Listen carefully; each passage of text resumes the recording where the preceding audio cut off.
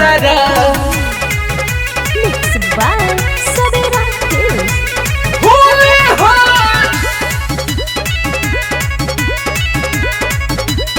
अरे होलिया में आता करबू कतना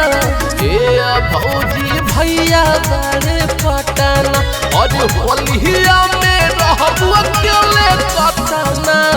ए भौजी घट जाए त घटना अरे होलिया में रहबू अकेले कतना ए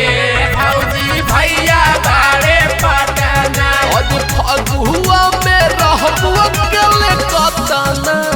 ए भौजी भैया बारे पटना ए भौजी भैया बारे Patna Music by Amarjit Sharma. भैया बारे पटना भैया ओहे ना भताज तोहर कबले देखब मान हो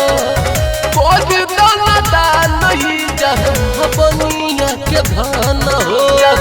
बनिया के धान हो ओहे ना भताज तोहर कबले देखब मान हो कोई दाना दान नहीं जहाँ बनिया के धान हो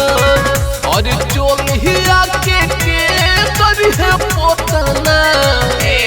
भौजी घट जाए त घटना और होलिया में रहबू अकेले कतना ए भौजी भैया बारे पटना ए भौजी भैया बारे पटना या करबू कतना भैया बारे पटना या करबू कतना हो तो होला होलिया में देवर के रंगे के